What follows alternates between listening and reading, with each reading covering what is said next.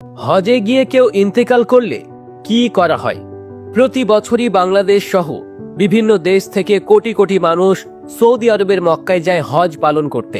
2023 সালে বাংলাদেশ থেকে 1,84,884 জন হজ পালন করতে সৌদি আরবে গিয়েছিল।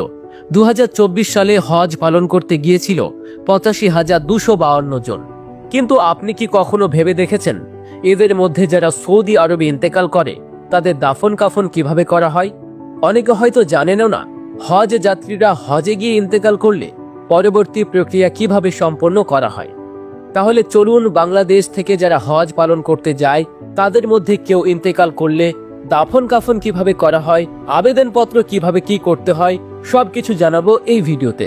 তাই ভিডিওটিতে লাইক দিয়ে শেষ পর্যন্ত দেখতে থাকুন। আমরা সবাই জানি আবেদনপত্র পূরণ করেই প্রত্যেক হজ যাত্রীকে হজ পালন করার জন্য সৌদি আরবে যেতে হয়। সেই আবেদনপত্রে উল্লেখ থাকে কোনো হজ যাত্রী যদি হজ করতে গিয়ে ইন্তেকাল করেন তাহলে সেখানে তাকে দাফন করা হবে।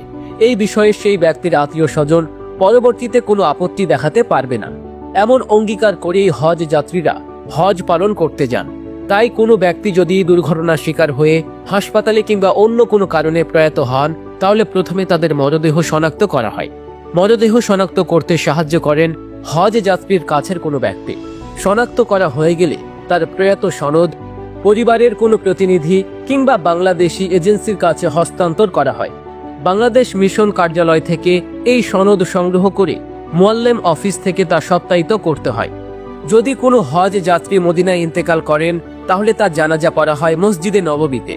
আবার যদি কোনো হজ যাত্রী মক্কায় ইন্তেকাল করেন তার জানাজা পড়ানো হয় মসজিদুল হারামে। হজ পালন করতে গিয়ে এত মানুষ প্রয়াত হয় যে প্রতিনিয়তই ফজর নামাজের পর মসজিদুল হারাম এবং মসজিদে নববীতে জানাজা পড়ানো শুরু হয়। এছাড়া অন্য ওয়াক্তেও একাধিকবার জানাজা পড়ানোর প্রয়োজন পড়ে। মক্কার সারায়াতে প্রয়াত ব্যক্তিদের দাফন করা হয়, অর্থাৎ এটি হজ যাত্রীদের জন্য বরাদ্দকৃত কবরের স্থান।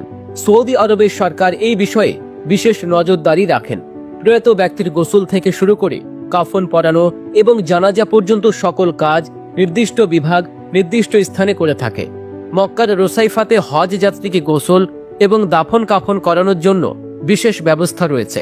প্রয়াত হজ যাত্রীর পরিবার পরিজনকে এই বিষয়ে কোনো দায়িত্ব পালন করতে হয় না, সরকারিভাবে সব কিছু করা হয়। এমনকি প্রয়াত ব্যক্তির খাট কাঁধে নেওয়ার জন্য কোনো প্রতিনিধির প্রয়োজন পড়ে না, এটি আরবরাই করে থাকে।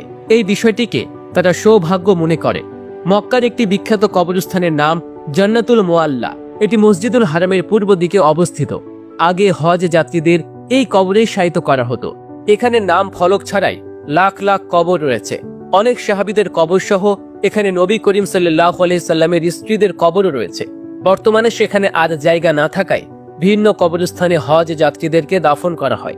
বাংলাদেশের মুসলমানরা হজ করতে গিয়ে প্রয়াণ হওয়াকে সৌভাগ্যই মনে করেন। মূলত মক্কার মাটিতে শায়িত হতে পারা তাদের জন্য সৌভাগ্যের। তবে পবিত্র কুরআন কিংবা হাদিসে এই বিষয়ে বিশেষ কোনো গুরুত্ব উল্লেখ করা নেই। কিন্তু কোনো ইমানদার ব্যক্তি হজ করতে গিয়ে প্রয়াত হন তাহলে সেটি অবশ্যই মর্যাদাপূর্ণ। বিশ্বের বিভিন্ন দেশ থেকে আসা হজ যাত্রীদের প্রয়াণ হলে সৌদি আরবের নিয়ম অনুযায়ী তাদেরকে দাফন কাফন করা হয়।